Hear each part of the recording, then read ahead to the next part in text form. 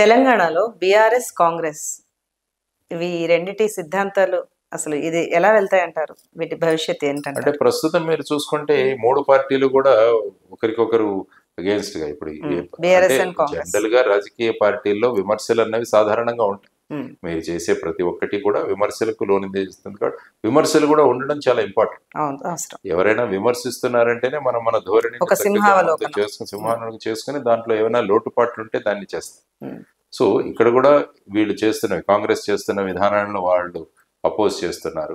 Like Hydraa correct గా అమలవుతుందంటారా?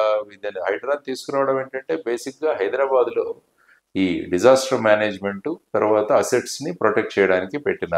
ఎందుకంటే ఇక్కడ చూస్తుంటే చెరువులు చాలా మటుకు మాయమైపోయాయి. అవును. చెరువుల మీద అతిక్రమణ జరిగింది, ఎంక్రోచ్మెంట్ జరిగింది. కాబట్టి చెరువులను మళ్ళీ తీసుకురావాలి. ఎందుకంటే చెరువులు ఎప్పుడైతే పునరుద్ధరిస్తారో ఏమవుతుందంటే వర్షాకాలంలో పడే ఈ కాలంలో అవన్నీ కూడా డ్రైనేజ్ వ్యవస్థ ఉంటుంది. లేకుంటే హైదరాబాద్ లో ఒక వారం అరగంట వర్షం పడిందంటే మీకు మొత్తం నిండిపోతుంది. కాబట్టి వీటన్నిటికీ ఎక్కడైనా డ్రైనేజ్ వ్యవస్థ కల్పించాలి.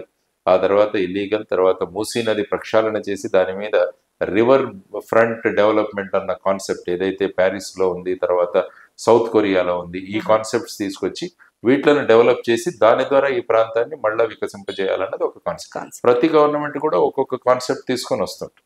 లాస్ట్ టైం విఆర్ఎస్ ఉన్నప్పుడు వాళ్ళు కాళేశ్వరము తర్వాత లిఫ్ట్ ఇరిగేషన్ దాని నుంచి వచ్చారు.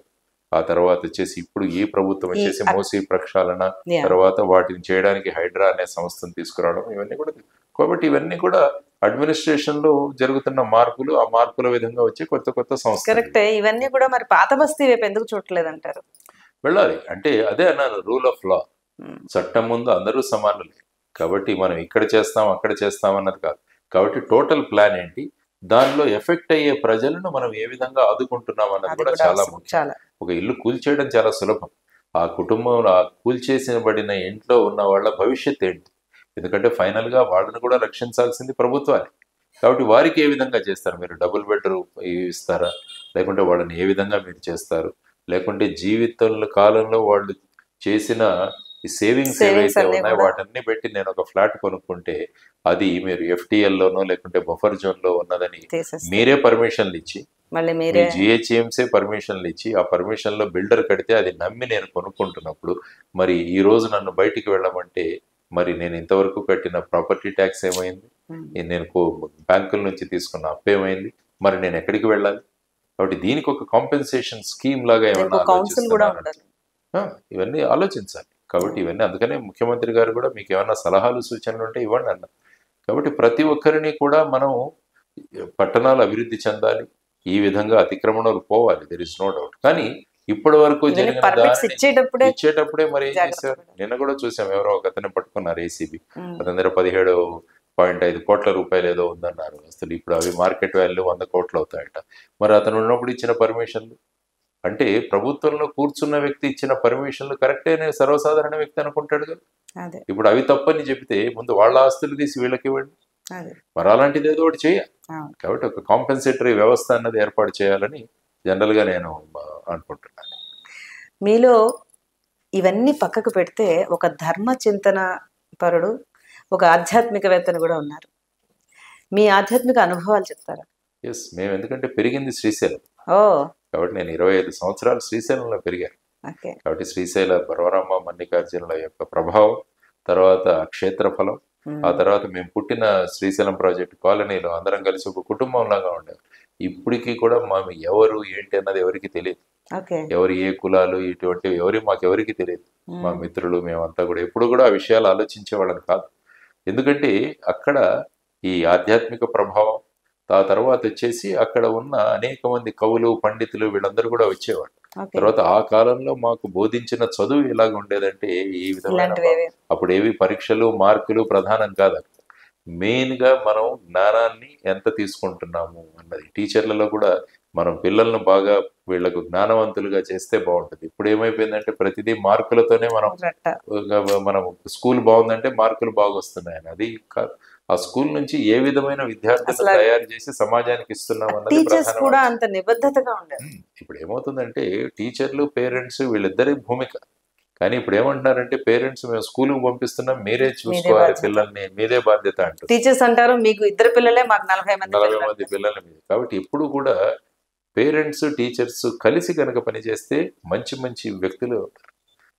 నరేంద్రనాథ్, స్వామి వివేకానంద, విశ్వనాథ్ దత్త, భువనేశ్వరి దేవిలు వాళ్ళిద్దరు కూడా వాళ్ళ భూమికను చక్కగా పోషించి వారికి రామకృష్ణ పరమహంస అనే గురువు వచ్చారు కాబట్టి నరేంద్రుడు వివేకానందుడుగా మారాడు. అది మనం చూసుకోవాల్సిన అంశం. ఛత్రపతి శివాజీ, బాల శివాజీ, జిజియామాత, తర్వాత వచ్చేసి స్వామి సమర్థ, తర్వాత దాదా కోండదేవ్, వీళ్ళిద్దరూ కలిసి ఈ గురువులు తల్లి వీళ్ళిద్దరూ కలిస్తే శివాజీ ఛత్రపతి శివాజీగా మారారు. కాబట్టి వీరిద్దరి యొక్క భూమిక చాలా ముఖ్యమైనది. కాబట్టి ముఖ్యంగా మా తల్లిదండ్రులు, తర్వాత ఉపాధ్యాయులు, వీరిద్దరూ కూడా మన సమిష్టి బాధ్యత అన్న దాన్ని ఫాలో అయ్యారు. కాబట్టి అప్పటి కాలంలో చదివిన వారికి ప్రస్తుతం ఉన్న వారికి చాలా డిఫరెన్స్ వస్తుంది. కాబట్టి దీన్ని మళ్ళీ మనం తీసుకురావాలి. అది ఎప్పుడు సాధ్యం అంటే ఫైనల్గా ప్రతి వ్యక్తిలో ఆధ్యాత్మికత అన్నది రాగలిగితే. ఆధ్యాత్మికత అంటే ఏంటంటే మనలో కూడా ఆ శక్తి ఉంది అని గమనిస్తారు. ఈరోజు ఉదయం నేను వీరిని వింటున్నాను, మన గరికపాటి వారి. ఆయన ఏమన్నారంటే మనిషి స్థాపించిన ఏర్పాటు చేసిన విగ్రహంలో ఆ శక్తి ఉంటే దేవుడు తయారు చేసిన మనిషిలో ఆ శక్తి ఎందుకు ఉండదు? ఎంత ఉండాలి? మరి ఆ శక్తిని ఎందుకు గమనించట్లేదు అని అంటారు. మనం మనిషి ప్రతిష్ఠించిన విగ్రహంలో ఆ శక్తి ఉన్నప్పుడు దేవుడు ప్రతిష్ఠించిన వ్యక్తిలో ఆ శక్తి ఉందని మనం గమనించి ఆ శక్తిని ఏ విధంగా ఉపయోగించాలన్నది నేర్చుకోవాల్సిన ప్రధానమైన అంశం. కాబట్టి ఆధ్యాత్మిక దిశగా మనం గనక సమాజాన్ని తయారు చేయగలిగితే మన క్రైము తగ్గిపోతుంది, మన మధ్య ఉన్న భేదభావాలు తగ్గిపోతాయి, మనం అందరం కలిసి ఒక సమాజంలాగా ముందుకు వెళ్ళగలం అన్నది చిన్నతనంలో మనకు పడిన బీజాలు ఏవైతే ఉంటాయో అవి ప్రధానంగా పనిచేస్తాయి.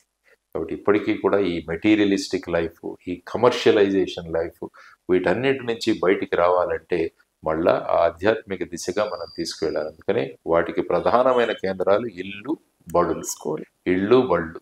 సో ఈ రెండిటిలో కనుక మార్పులు మనం తీసుకురాగలిగితే, ఆ విధంగా ప్రబోధన చేయగలిగితే ఏమవుతుందంటే బ్రహ్మాండమైన పరిణామాలు జరుగుతాయి. మనకి ప్రతి మనిషి గుళ్ళు అవుతారు, గుళ్ళో ఉంటుంది. దేవుడే, దేహమే దేవాలయం అంటాం కదా. ఆ శక్తిని మనం గమనించాలి. అద్వైత తత్వం అదే కదా.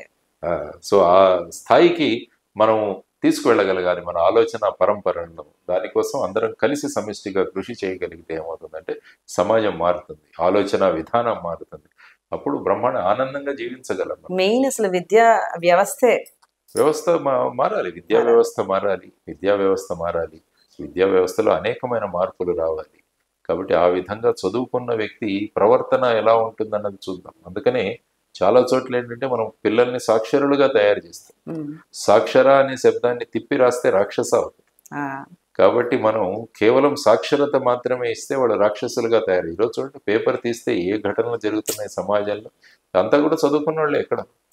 మరి వాళ్ళు ఈ విధంగా రాక్షసులుగా ప్రవర్తించడానికి ప్రధానమైన కారణం ఏంటంటే వాళ్ళకు విద్య బోధించట్లేదు, కేవలం వాళ్ళని సాక్షరులుగా తయారు చేసి సమాజం మీద వదులుతున్నాం. ఆ విద్యను గనక, విద్య అంటే ఆధ్యాత్మికత జోడించిన సాక్షరతే విద్య, అసలైన విద్య. కాబట్టి ఆ విద్యా దిశగా మనం ముందుకు వెళ్ళాలన్నది మన నాయకులు వీరందరూ కూడా ఆలోచించాల్సిన అంశం. చాలా బాగుందండి, ఎన్నో అద్భుతమైన విషయాలు చెప్పారు. Thank you sir. India next తరఫున నమస్తే.